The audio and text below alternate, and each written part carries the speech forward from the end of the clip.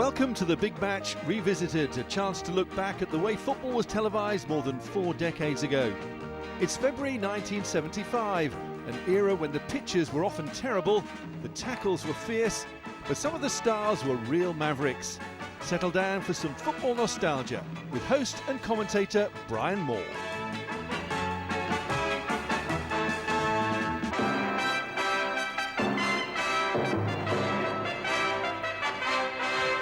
And welcome again to the Big Match. 3 more games for you today, and good ones at that, reflecting the top and bottom of the First Division and the top of the Second as well. Our main match is that real dogfight at the bottom of the First between Spurs and Leicester City, and we shall support that with Burnley going hard for the Championship now against Sheffield United, and the day's outstanding game in the Second Division between Aston Villa and Manchester United. Our studio guest today, it's Terry Neal, manager of Spurs, the man in one of football's hottest seats. And that's where we're going to make a start, in fact, at White Hart Lane, the home of Spurs, and a ground where the fans really haven't had very much to cheer this season so far, but they come in hope of something to buck them up when Spurs take on the First Division's bottom club, Leicester City. But first of all today, let's take a check on the 2 teams for this vital match in the First Division. Spurs able to field the side that lost by a single goal at Birmingham in midweek, but Leicester City's manager, Jimmy Bloomfield, has got problems. Steve Earle and Len Glover both unfit. Mike Stringfellow comes in at 4. Bob Lee is at number 11. But they remain a side that is full of attractive possibilities. And it's certainly going to be an important first home game for Spurs' new £80,000 signing from Bolton Wanderers. And of course, that young man is Don McAllister. Just as it is for the man making his 300th league appearance for Spurs in the number 5 shirt, that of course being Mike England. But how do the 2 skippers see this match? Martin Peters of Spurs. Well, obviously it's a very important game for us, and it's a 4-pointer with Leicester. If we can beat them today, it means it's a significant difference. This season, with only 11 games to go, there is pressure on us to win this game more than most others, I would think. And John Samuels of Leicester. It's a very important game for us. It's a game we need to win badly, and we hope we're going to do it. We feel a certain amount of pressure because of the importance of the game. We're perhaps a little bit more keyed up than perhaps we would have been early in the season. The referee today is Ralph Lee of Cheshire. The crowd reflects Spurs' poor run. It's only 20,000. So Spurs kick off, attacking the goal to our left in white shirts and black shorts, Leicester in their familiar blue, and both sides in an unfamiliar position, right towards the foot of the table. In fact, Leicester propping everybody up in 22nd place, and Spurs are 4 off the bottom. Both sides in relegation trouble, both sides desperate for 2 points to ease themselves a little and to lift morale as well. Referee Ralph Lee having a quick word with Joe Kinnear for a challenge there that gave Leicester that free kick. Some worried men there. The Terry Neal, the Spurs manager, second from the right, with the substitute Jimmy Neighbour on the right-hand side of the picture. Wilf Dixon there with him. So it's a free kick to Leicester, to be taken by the number 5, Jeff Blockley, so recently with Arsenal.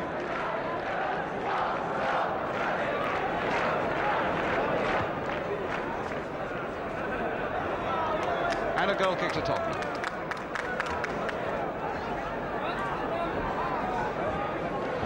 I remember Jeff Blockley, in fact, having, I thought, one of his best games for Arsenal here in a really resounding derby game against Spurs. They're looking to him to prop up the defence now.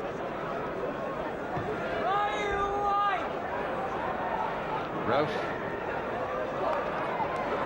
And a throw to Leicester City, which Rofe will take. Here's Worthington. A lot of delicate skills, and he finds Rofe again, who can get the cross in, but that time Joe Kinnear was in for Tottenham, and Con is racing hard for it, but so too is Birchinall. Con got there first, Blockley to Whitworth, Peters coming in first, and he's all right, he's onside, isn't he? Is this the breakthrough for Leicester? Turned inside, oh, and Worthington missed a chance, and yes, it's there by Stringfellow, and Leicester go into the lead. Stringfellow, who finally turned it over. Spurs in total disarray there. Kinnear absolutely furious with his defence, but no doubt at all about it. Lee was onside, the linesman kept his flag down, and from the moment he put that cross in, Worthington half miskicked. Spurs couldn't get it away, and it was Stringfellow who finally pushed it home. Spurs 0, Leicester 1. Mike Stringfellow scores. And that's a terrible start for Tottenham with just 4 minutes gone.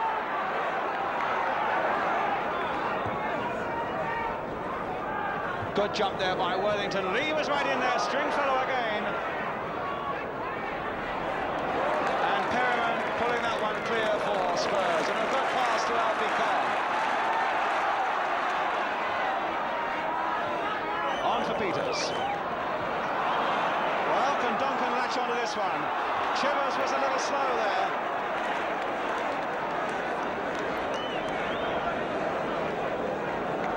Now Whitworth.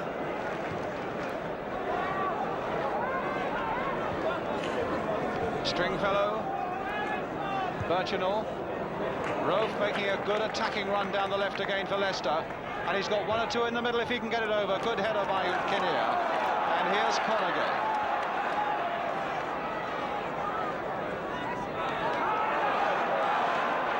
That's a good run by Con and a good pass to Knowles. Towards Chivers, and headed straight to Weller.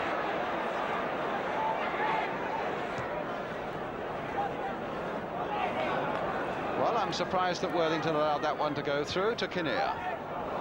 Birchinall. Now Con, no, there was a foul there by Birchinall on Naylor.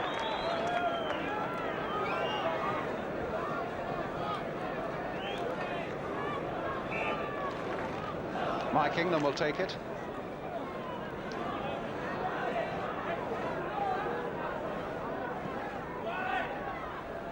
Duncan just nodding that on. I don't think Peters will have quite the pace to get there, but he's got a corner. Well, he didn't have quite the half-yard of pace that he wanted, Martin Peters, but the effort was certainly there. And it forced Leicester into the error and gave Spurs this corner, which Perryman will take. Mike England deep on the far side, and Bob Lee has come back to watch him pretty closely. Played short to Chivers. That's the sort of thing that Gilzine used to do, and it's not away yet by Leicester. Con tried a volley, Chivers playing it back for Knowles, and now for Perryman, hit first time. The idea was so right and the execution was so awful. And so it's with Weller.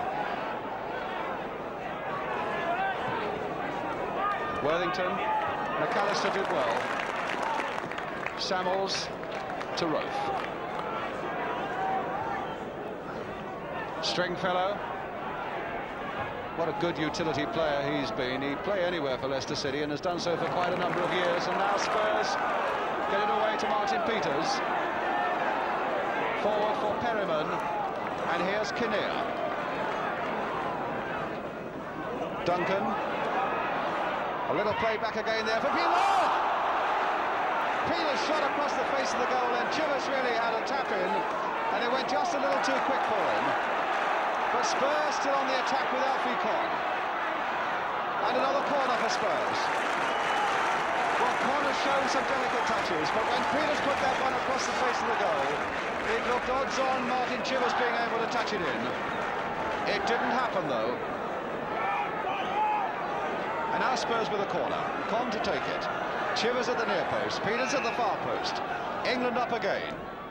And it's deep towards Mike England, getting in there with a header. And it's too high.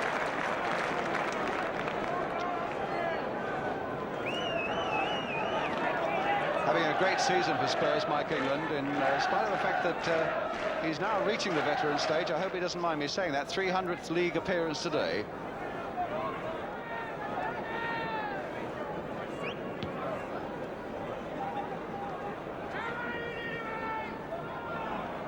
Perryman turning it back where it's safe.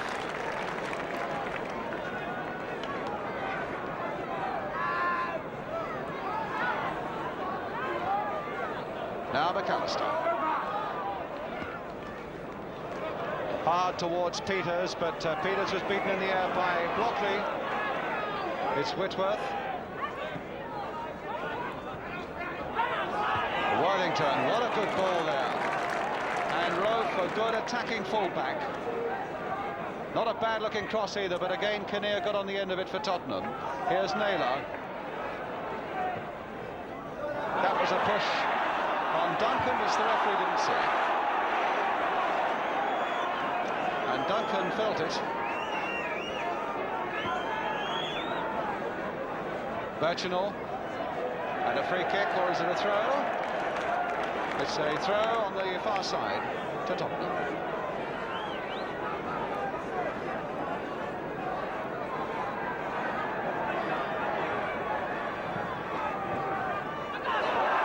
A free kick again for the foul by Birchinall on Peters.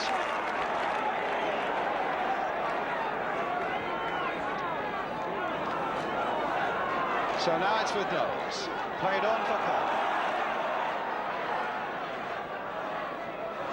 Nice trickery there by Alfie Con. Oh, just over! Well, he's taken a long time to establish himself in the Spurs side, Alfie Con, but there was some beautiful trickery there that got past two defenders, and a shot in the end just too high. Kinnear. Well, Peters couldn't get that one.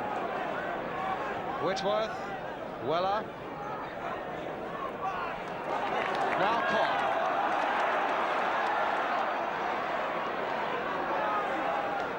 Played for Martin Peters. Duncan is ahead of him. Knowles is coming up. Peters again. What a beautiful pass there for Knowles. There's the cross. It's deeper. And Naylor will struggle to get this back, but he's done it. And Duncan is underneath it. So too was the fist of Wallington. Peters obscured there by Con. And Leicester with 9 men back. Naylor crossing this in again. Perriman is there. It'll come for Knowles. Oh, and now he's given it to Samuels. It's not away yet. Chillers now towards Duncan. Hits! Oh, no! And Wallington almost there by Duncan. And Wallington just got a hand to it and is glad now to catch it. Good shot there by Duncan. Good save by Wallington. And still 1-0, but now Peters through, and a deliberate foul by Birchinall on Peters when Peters was through, and Spurs will get a free kick, and Birchinall, I would think, maybe just a little lucky to escape any sort of admonishment from referee Ralph Lee.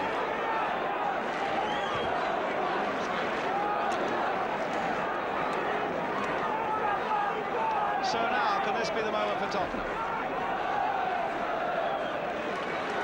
Peters will take it, although Knowles is lined up as well, and it's Knowles who hits it. Weller who gets it away to Knowles again, and now a goal kick to Tottenham.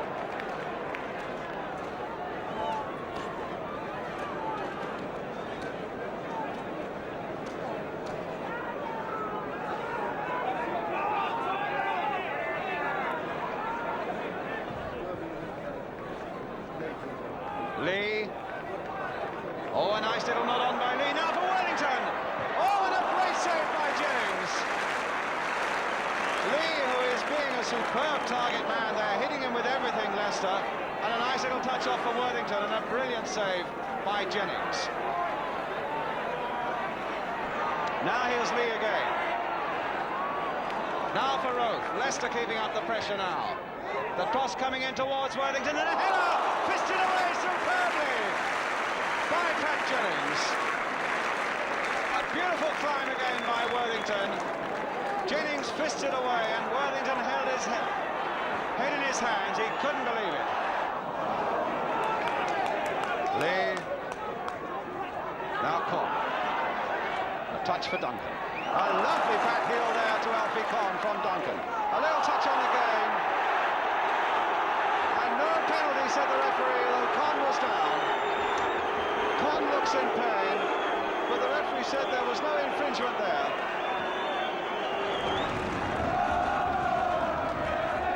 Naylor in a bit of trouble. Perriman with a chance to get him out of it. Con taking it up again. Perriman. Now Kinnear. Now can he cross this one? Towards Marty Chivers, in with a header, but it's passed.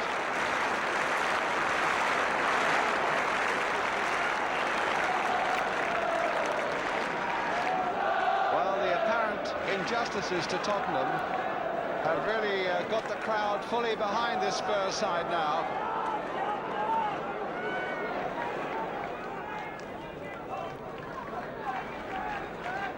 As the whistle goes for half-time, and the boos come up because the crowd are not happy with some of the decisions that the referee, Ralph Lee, and his linesmen have given. And in fact, Martin Peters there, the Spurs captain, going straight across to the referee to have a word with him about some of them, I would imagine. But it's a desperate situation for Tottenham. The goal by Mike Stringfellow, after only 3.5 minutes, is the one that separates the side. Martin Peters goes on talking to the officials, and there's going to be a lot of talking going in those dressing rooms during the next 10 minutes. A lot more to come on the big match this afternoon, and the half-time score at White Hart Lane in this vital relegation match. Spurs 0, Leicester 1. We'll be right back with the second half.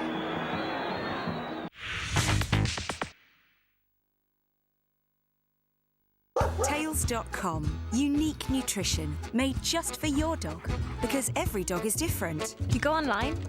Yeah, you tell them all about your dog. It's top to tail healthcare. His coat is lovely and shiny. They tailor the food for your dog. Oh, he likes beef. He genuinely loves his Tails food. Right now, try 2 weeks of your unique recipe for free, all at great Tails value. Go to tails.com and tell us all about your dog. You know, life's never been better. And when my time's up, I've got money towards my funeral with Sun Life's Guaranteed Over 50 plan. They guarantee to accept me. They also guarantee my payments will never go up, and they guarantee that when I die, my family will get a cash payout. I also got a £100 gift card. No wonder they're the UK's #1. Choose the over 50s plan you can rely on. Call today or search Sun Life Over 50. You'll get immediate cover for accidental death plus a £100 gift card.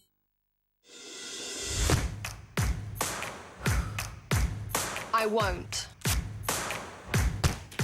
put up with breakouts. I use Proactive. Proactive, the 3-step system that's tough on breakouts and kind to your skin. You can start winning the battle against breakouts. You just have to hit back.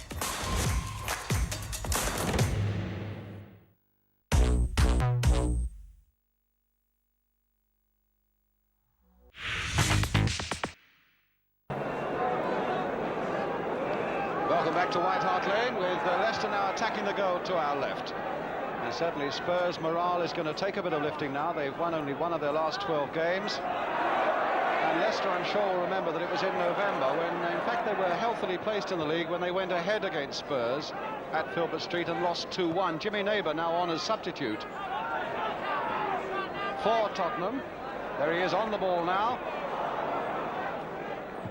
And I think it's probably Terry Naylor who's gone off. On for Peters. I think Terry Naylor really looked quite the part in the middle of the field where he was playing. So he's gone off, and Spurs have really gone to look for a little more striking power. Wide on the wings from Jimmy Neighbour. Well, it's Joe Kinnear making the running for them now.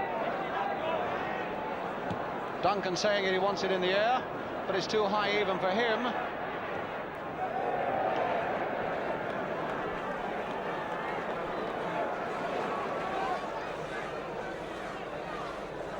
Perriman standing off.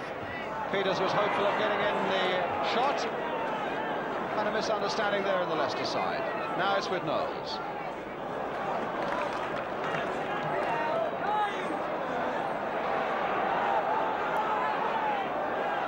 Perriman. Played in again towards Duncan, and Whitworth having no nonsense at all getting that one away, but Perriman tackling him hard. Whitworth again to Worthington. Taking on McAllister now. If he's got the acceleration, he's got a chance. There's the shot, and what a save! Oh, what a save again by Jennings. Worthington doing superbly there. He turned young McAllister inside out, onto the left foot. Tremendous shot, and a beautiful save by Jennings. McAllister in first. Con. Perriman to Knowles. Well, Spurs have got to match the determination that Leicester City are showing, and at the moment they're not quite doing that. Perriman now, can he lift them? Here's Kinnear. They've got men up and they've got Neighbour wide, which is what he was on to do. Well, that was a handball, and it's a free kick.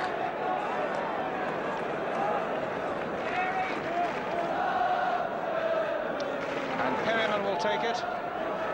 And England is making a late run into that Leicester penalty area. Played deep towards Martin Peters, but knocked off the top of his head by Birchinall. That's a throw. Be a chance for Chivers to exert a little more pressure on Leicester. Knowles. That'll fall for Whitworth. Worthington the only man up for Leicester, so he's got to hold on to it. Well, he gave it to Knowles instead. Crossed in again towards Duncan, and it might come for Neighbour now. Oh, and he hit the crossbar! Well, the substitute nearly pulled it off for Tottenham there. A beautiful turn by Jimmy Neighbour. No more than a yard of space, a curling shot, and foiled by that crossbar with Wallington beaten. Kinnear away, but not very far away. Weller playing it towards Worthington.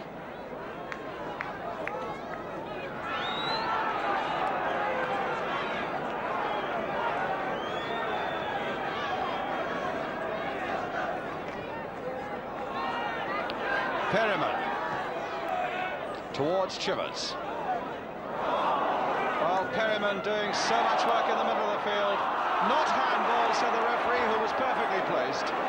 Now Stringfellow for Leicester City as England goes back to try and retrieve the situation. And it's a corner to Leicester. Well, the referee said that was not handball by Keith Weller, that in fact it hit him on the rump. And Leicester get a corner, which Weller will take. And Blockley again has gone up. Birchinall's up there too.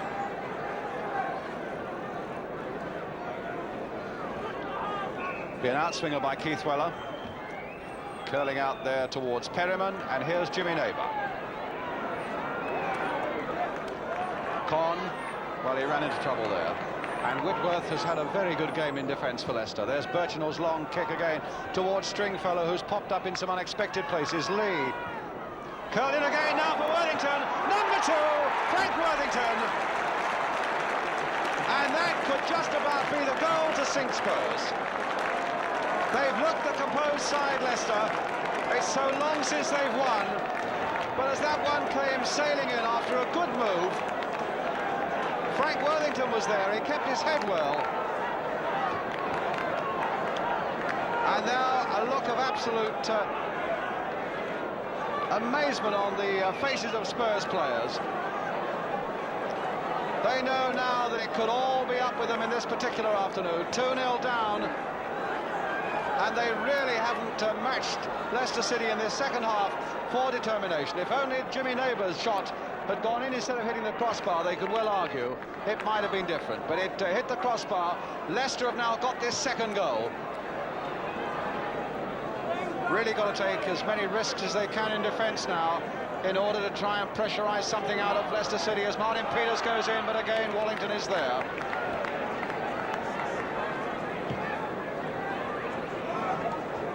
McAllister versus Worthington. Spurs 2-0 down, and you've got to say it, apart from 2 tremendous saves by Jennings, but for those they would have been in even worse trouble. Knowles to Neighbour. Taken away by Weller. Lee. Samuels hit first time into a space where he knew that Stringfellow would be. McAllister getting that one away for Kinnear. Now for Cobb. Hit wide towards Jimmy Neighbour. Here's Knowles. Perriman to Con. It's a whole wall of blue facing them though. And that little 1-2 really didn't look like coming off. McAllister again, a chance to play it wide. It's pumped in there once more though. Played down for Con and hit. Oh, what a save by Wallington. Knocked out by Leicester. Whacked in again on the volley by Alfie Con. And a beautiful jump and catch by Wallington. Birchinall.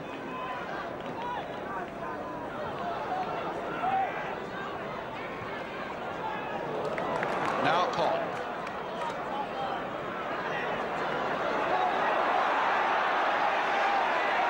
Well, he's got to be stopped sooner or later. Oh! Stopped, in fact, by Wallington in the end.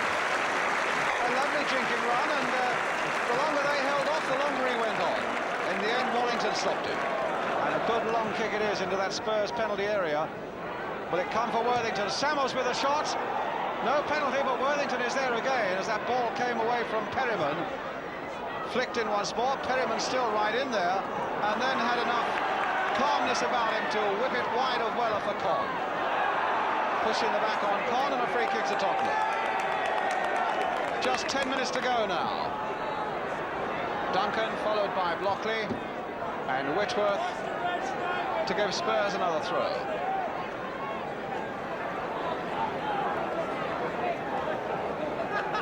Chivers throw, Whitworth under pressure. Stringfellow away. And here's Worthington in so much space. Whack it goes to the far side. What a ball. Straight to Keith Weller. And Worthington wanting it back again. Weller taking on his man and going round him. There's the chip inside now. And Lee hits it in. And Samuels makes it 3. What a beautiful goal for Leicester. Worked superbly. And the last word for Tottenham. A lovely ball by Worthington to Weller, taking on his man and beating him. Crossed inside, pulled back rather. The first one didn't go in, and Samuels made sure that when it came to him, it did. Spurs 0, Leicester City 3, and a famous club in total disarray at the moment. 3-0 down, Spurs. In bad enough trouble at the start of this game, and now 3-0 down to a side like them in desperate relegation trouble. So Jimmy Bloomfield could breathe at last, I suppose, not even look at his, bother to look at his watch for the last minutes that remain. And problems galore for Terry Neal. And Wilf Dixon, his right-hand man, head in hands because he knows just how big those problems are. And now Chivers laying that one off for Con, trying to get it back again, in fact getting it back off Weller. Oh, good play here by Alfie Con. Played back for Chivers. Duncan trying to knock it in. Chivers trying to knock it in. Perryman trying to knock it in. And it still wouldn't go for Tottenham. Well, it's been that afternoon, and no doubt about it. Nothing much has gone right for Spurs. Although, as I say, the better side is winning, and Worthington is onside. Is this number 4? No, Jennings has stopped him for the moment. Still with Worthington. Played this time for Birchinall, but a shade too high for him. And now Peters. Spurs really in these last 7 minutes or so can do not much more than go through the motions. Neighbour. Well, can he still do something? It goes straight to Blockley.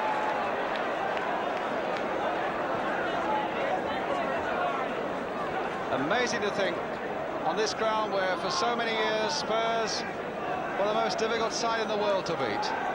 They've won only 4 home games all season, and their last one was on December the 7th against Newcastle, again by this same score of 3-0 that Leicester are now beating them by.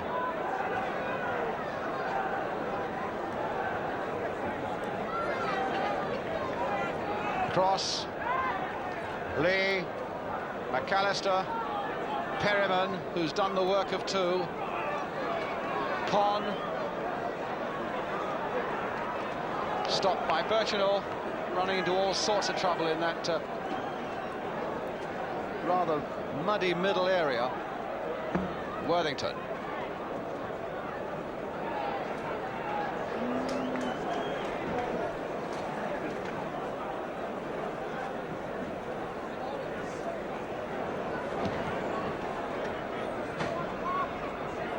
Bob Lee. Rofe, and offside against Frank Worthington again.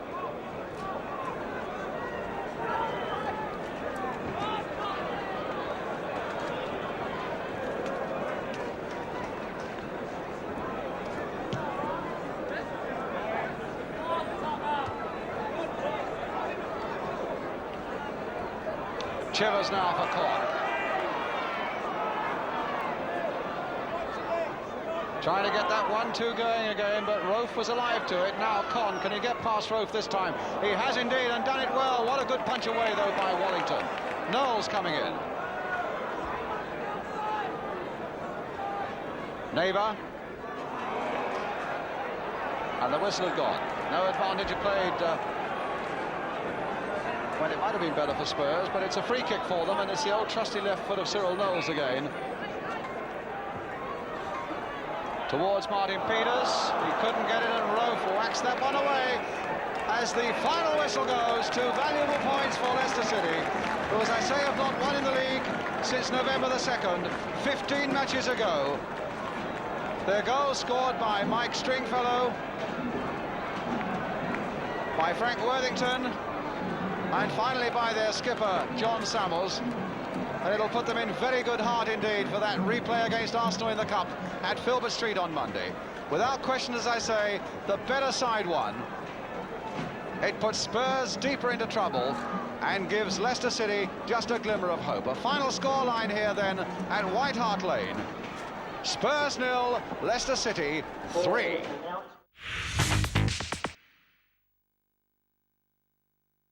Fancy going to Wigan, do you?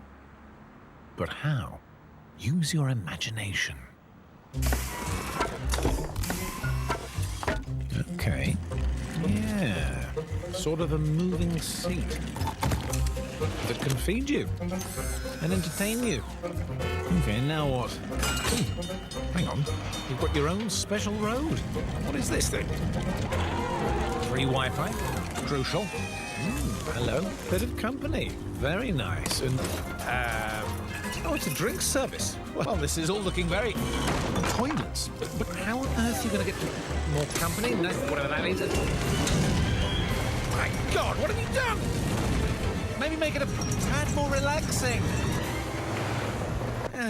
Bingo bammo. You've just invented a Virgin train. Well done.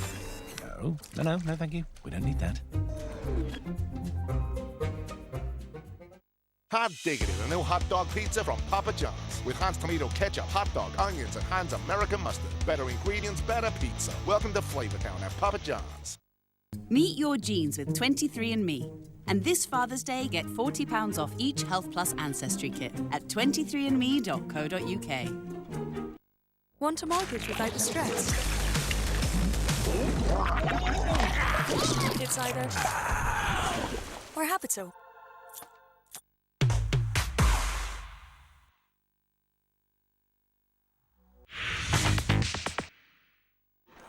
Yes, that really spells it out that Spurs are one step nearer the second division now, as the bottom of the first division table now shows. They've played more games than anybody else, and manager Terry Neal, our guest today, has just 10 matches left to pull them clear. In fact, Terry, you couldn't have got off to a worse start yesterday. Well, you know, as I mentioned to you before the game, or after the game, we've had, I think offhand, about 10 games where we've conceded an early goal. Onside there, I think, Bob Lee, as you can see, Kinnear on yes, the I think to be fair to the linesman, he's in the best position to judge. We've asked the lads to come out of defence quickly after clearing. On this occasion, Joe, unfortunately, was left a little behind, but then didn't get a break here. Stopped it on the line, but we couldn't recover in time. The important thing was that we didn't all come out together or stay at home together. Work together. This is the essential part of teamwork. To your credit, they fought very well for you, but another point that you made to me yesterday was that the defenders really didn't close in enough on attackers, particularly in the second half, and I think this was shown in the third goal that Leicester City scored. I think football's all about being positive, either in the defensive way or attacking-wise. And here's this example, Terry. Yes, this must have been a 30, 35-yard, a beautiful crossfield ball, but as you see, we haven't got a defender in shot at all.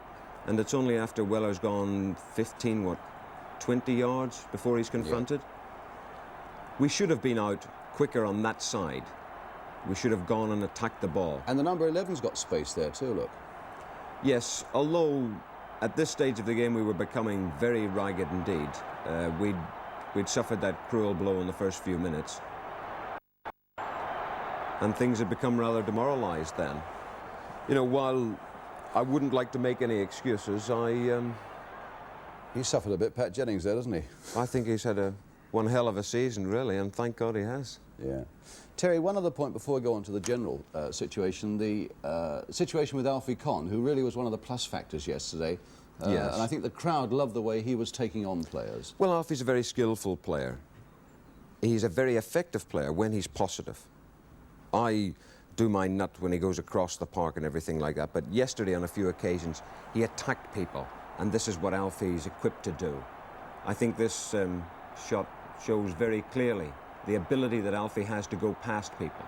And not only the people that he's directly confronted by, but if you'll notice in a few moments, one or two of the other players well away, I think it's Blockley's just gone over. Didn't have a lot of time to do it. The goalkeeper did very well. But that's essentially Alfie Conn, and that's what I want Alfie to do. Takes a fair bit of stick as well. He took a lot of stick yesterday. One's always loath to make criticisms about the referees, but I think if... Forget the ball and watch Conn now. Blockley, in fact, quite blatantly obstructing him. Wasn't a penalty, though. No, it was outside the box, I think, to be fair, although one can understand Alfie's frustration and anger afterwards. He'd been very positive in that instance. And this is an incident that we didn't see, in fact, in the main match, Terry, but where Alfie gets booked, faced by Bircham. Again, he's being positive. He's putting defenders under pressure, and with the skill and pace that he has, that's the only way that some people can... But what about that? That's what he got booked for... He didn't actually retaliate. I cannot condone any attitude like this, and Alfie knows this, but I certainly have a lot of sympathy with him. You know, he's had this right from the opening minutes of the game. But in time, Alfie, unfortunately, in a way, has got to learn to live with this sort of thing and hope that the referee, who unfortunately yesterday didn't help him in any sense at all. The ironical thing is that there was only one player booked yesterday, and that was Alfie Conn. You know, the whole thing is, well, slightly crazy. Terry, it's a situation that's pretty desperate now for Tottenham, though, isn't it? Yes, there's no denying it. It is a desperate situation, a difficult situation. I accept my share of the responsibility, which is a large share. I accept the abuse and the criticism that's hurled my way. It's my job to put it right. There was abuse yesterday as well. I mean, there was a section of the crowd calling Nicholson, which must have hurt you, whatever you may feel about it. No, to be perfectly honest, it didn't, because I can understand they had a lot of success with Bill, and Bill is a wonderful manager. It's difficult for me to follow that, but follow it I will. I've got to, you know, and there's no point in me getting upset because people remember the good times and find it difficult to put up with the difficult times. We are having a very difficult time, but believe me, we'll pull out of it. That's a very brave public face to put on it. I can't honestly believe... It's my... Well, it doesn't hurt at all. You know me. Obviously, I want to win games. I'm not happy when we're losing games. I'm not perfectly happy at the moment. But the point that I would make is that this is not a time for being irrational or being emotional or being upset by petty criticisms. I am fully aware, probably more aware than anyone else in the land, as to what has got to be done. What has got to be done? Is it the end of an era for really established players who serve Spurs well, like, for example, Mike England, like Martin Chip, like Martin Peters? Is it the end for them, do you All these players have served the club very well indeed, and I believe they're still doing a lot for the club. Changes, obviously, have got to be made. It is the end of an era. Amongst established players? Well, you know, how would you term an established player? You know, to be established, you've got to play well, and from now on until the end of the season, we are going to need to battle. We have no alternative but to roll up our sleeves and battle and fight. I mean that in the nicest way. You know, we're not going to kick and rush and everything like that, but we have no alternative now, and those players that don't like the heat, well, they'll be in the reserves. Do you think there are some there who don't like the heat? Yes, I must be perfectly honest. I think there are players that are not capable of standing the heat. and it's my job to decide which ones can and which ones can't. So, in fact, it's going to be a change of emphasis now away from what we've known from Spurs for so long to real battling for survival. We have no alternative. Terry Neal, I'm sure a lot of Spurs fans watching today will wish you the very best of success in what obviously is going to be a very difficult job for you, and thank you very much for coming in and answering our questions so frankly today. Thank you, Terry. Well, there's the view, the frank view of the Spurs manager. But what about Spurs through an opponent's eyes? After the game, I asked Leicester's Frank Worthington where he thought they were going wrong. Well, with them, it's probably been the same as us. The things haven't gone quite right. The ball starts breaking against you instead of for you. And the harder you try, sometimes the worse things get. We seem to come through that spell now. The tide's turned for us, and we're going forwards instead of backwards now. Do you think Spurs look as though they might go through that, get through that bad spell? Well, I think there's still time for anybody to get out, but time's running out, and you know, you've got to start stringing something together quickly. Well, from one big North London side to another one that you meet on Monday in the Cup, Arsenal. First of all, you're all come through today, have you? Yeah, I think we're all fit, except for Lenny Glover, who's got a little bit of fluid on his knee. We're hoping that he's going to be fit for the match Monday. And Steve Earle? Steve Earle is doubtful, actually, because he has a twisted ankle. And if Alan Wall's watching, I look forward to another good game, Alan. Do you fancy you might beat Arsenal now? I think so. I'm pretty sure we'll beat them. Frank Worthington, thank you for today, in any case. You're welcome. Thank you. Thank you. So, a prediction there from Frank Worthington. We've got some more action now, and from the bottom of the First Division we move to the top, where Burnley are making such a strong challenge now. Yesterday they were at home to Sheffield United. The match was covered by Granada Television. The commentator is Gerald Sinstadt, and Burnley are in the plain shirts. For it in the middle, Woodward coming on the far side. Straight again, the move has slowed down. Sheffield United still trying to find a way forward. Curry's cross, Woodward's header, Field!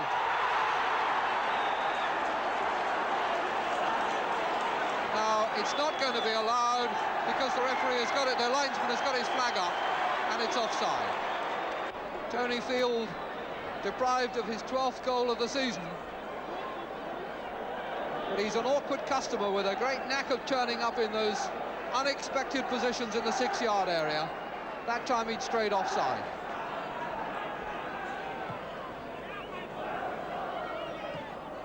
Ingham gets away from Spate.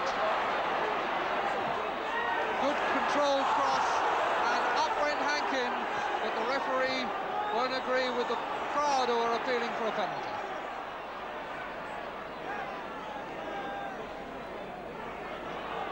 Collins.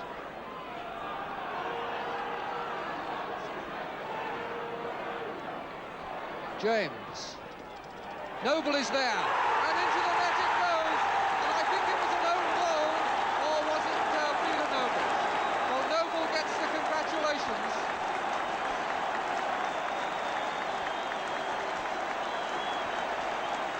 And the little man does it again. His 9th goal of the season. There's the ball lofted in, and whether Noble got a touch or whether it was an own goal is difficult to say. Fletcher makes contact and sets James away. Fletcher is now ahead of him down that line and comes in to take the pass, and a good pass it was. Hankin. Collins. James.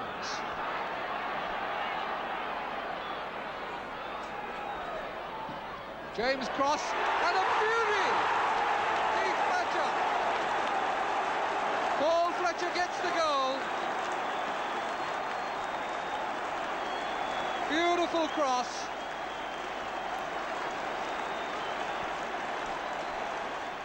And certainly no argument about this one.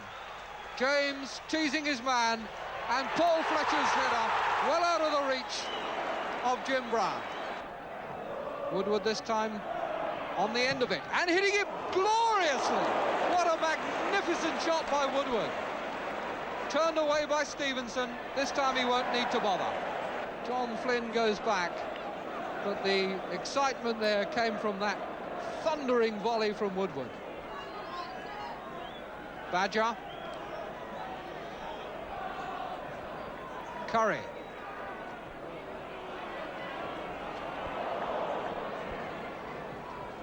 Cross coming for Woodward, and he's made it!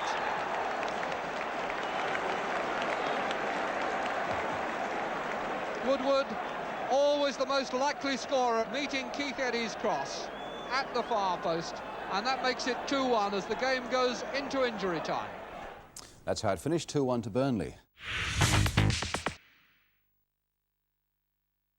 Two huge championship showdown. UFC champion, I want to fight for the title. Do you believe it? I'm the best. Now, you wouldn't want a race car that can almost race, would you? So why would you want a cider that's almost perfect? Thankfully, Thatcher's make sure theirs is just right. It's tasted every Friday by the Thatcher's family. Afternoon, Mr. Thatcher? And if it isn't perfect, it simply doesn't leave the farm.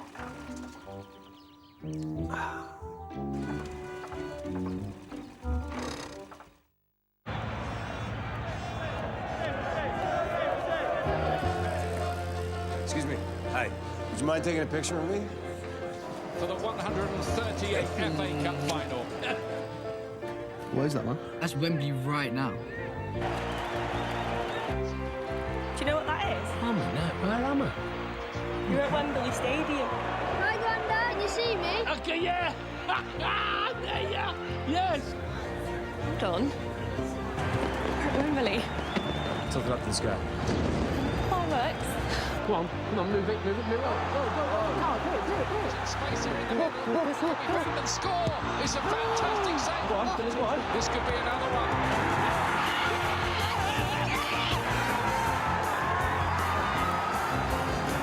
It's only 5-0. So real you could swear you were there. This is 5G, now on the UK's #1 network.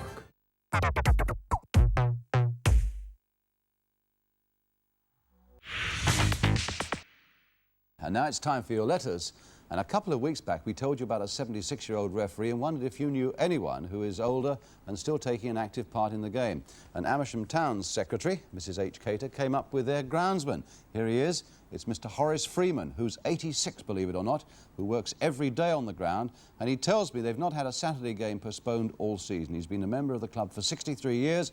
Not content with that, he's also an assessor of young referees. Well done, Horace. And still looking into the past, Miss Marjorie Yerby of Flat 68, Havenfield Road, Booker, High Wycombe in Buckinghamshire, sent me a cutting from a 1924 newspaper that reflects, I think you'll agree, the rise in the price of kitting out a team. Just look at that. In 1924, what you would have got. For £3.12 and 6, you'd have got 11 jerseys, 11 pairs of white knickers, 1 football, 12 panel. 11 pairs of stockings, striped top and a large inflator. Or if you wanted 11 pairs of football boots and 8 and 11 each, you could get the whole blooming lot for £8 and 5 shillings. And it set us wondering what it would cost to fit out a team today. A team, for example, like one from London, Malcolm Allison's Crystal Palace. Here they are coming out for one of their matches earlier this season, and their secretary, Alan Leather, gave me these figures. For 12 shirts, shorts and socks, it would cost you now £100. For 12 pairs of boots, it would cost you £192, and one match football, £18, a total of £310, as opposed to the £8.5 in 1924. And the Arsenal secretary, Ken Fryer, added one other figure for us. The bill for his club for match and training equipment for all Arsenal teams comes to just under £6,000 per year. How times change. Now on the programme, though, it's time for the big match playback, when we look into the recent past and pull out a game that you've asked to see again.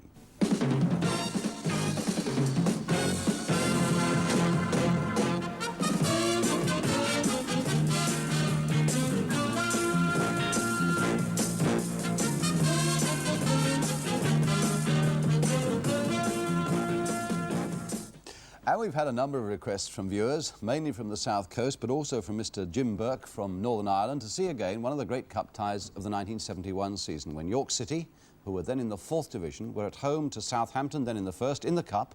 Here's what happened with Southampton in the lighter shirts.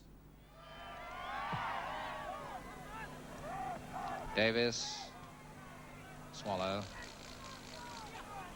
Fisher, Brian O'Neill.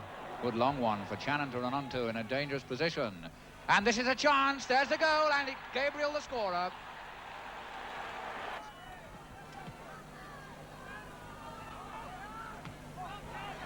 O'Neill. Oh, a slip, leaving Payne. Oh, Shannon, all the room in the world if he's onside. This must be number 2, the angle's job. And there's the goal. The referee awards a goal. The linesman refuses to put his flag up for offside. Aimson. Henderson. Good cross, first time cross. Aimson. A header! It's there to go! York City have pulled one back. The scorer, Kevin McMahon.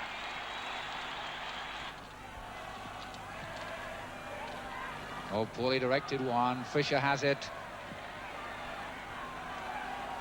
Payne asking for it. Jansen trying to get his head in the way. Shannon. Payne. That's floating in a dangerous position. And in off the post. It's a goal. Ron Davis, the scorer. Davis and York City still trying hard. Mackin.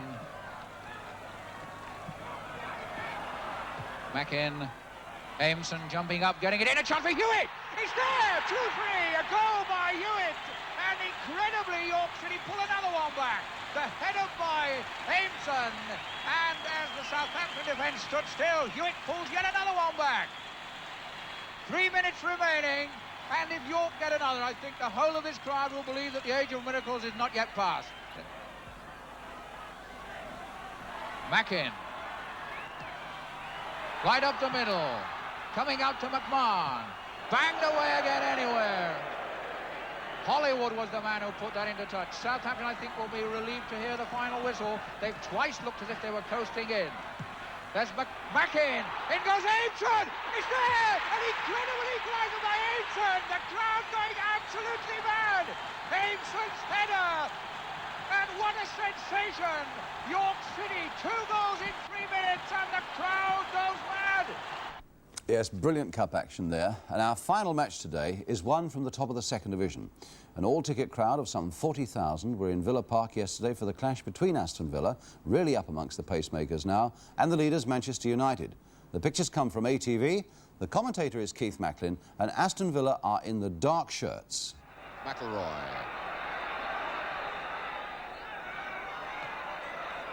Pearson getting a flick, but it's gone the wrong way. Aitken on. Leonard charging into the box. Leonard trying to find Graydon. The shot on for him. And a goal. Ray Graydon, 1-0. Ray Graydon. Tremendous excitement in this crowd as Graydon scores his 23rd goal of the season, and that's the end. Velocipedes are in.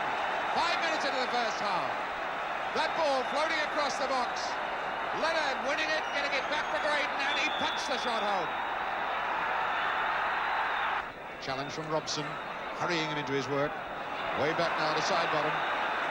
Buchan. Macari against Nicol. Good cross. And a great chance then for Pearson. Knocked down by Carradus to the right peg of Stuart Pearson. Chance for him to have knocked in the equaliser then.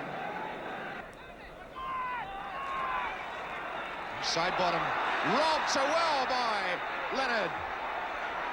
Done too much. Little. It's McDonald under it. Off the line by Forsyth. What a fine piece of sailing work that was by Alex Forsyth. That's Aitken. It's in there. Charlie Aitken scores his first league goal of the season. Charlie Aitken is tremendous fullback. What a servant. 527 league games behind him, a league record for Villa. 12th goal of his career. 2-0 Aston Villa. The pressure then coming from the corner by Graydon. United caught, and Aitken punches it into the top left-hand corner. Houston then for Buchan. Robbed by Graydon. Slack play. That's Little up again. The mistake by Buchan. Little Corner. Corner. Well, United have often been criticised for the weakness of their defence, the fact that it gets pulled out of position time and time again, playing too square, and we've seen 2 or 3 instances of it. That error by Buchan almost caused something. Graydon's corner now. McDonald. Leonard! Fine save! Keith Leonard, this big lad, filling in for the Irish international, Sammy Morgan, almost got himself a goal then. Again, a lovely ball across the face of the goals. And Leonard knocks it in. Certainly a super reflex action save. And Aston Villa's next date, of course, is at Wembley for the League Cup final next Saturday against Norwich City, and that's one that you can see only on ITV next Sunday afternoon. But we're going to leave you today reflecting on what a bleak Saturday it was for North London. Arsenal hitting the headlines for all the wrong reasons, with 2 players, Alan Ball and Bob McNabb, sent off, and Spurs pushed closer to the second division by Leicester City. Is this the breakthrough for Leicester? Turned inside. Oh, and Worthington missed a chance. And yes, it's there by Stringfellow. There's Birchinall's long kick again towards Stringfellow, who's popped up in some unexpected places. Lee. Curled in again now for Worthington. Number 2. And Worthington wanting it back again. Weller taking on his man and going round him. There's the chip inside now. And Lee hits it in. And Summers makes it 3.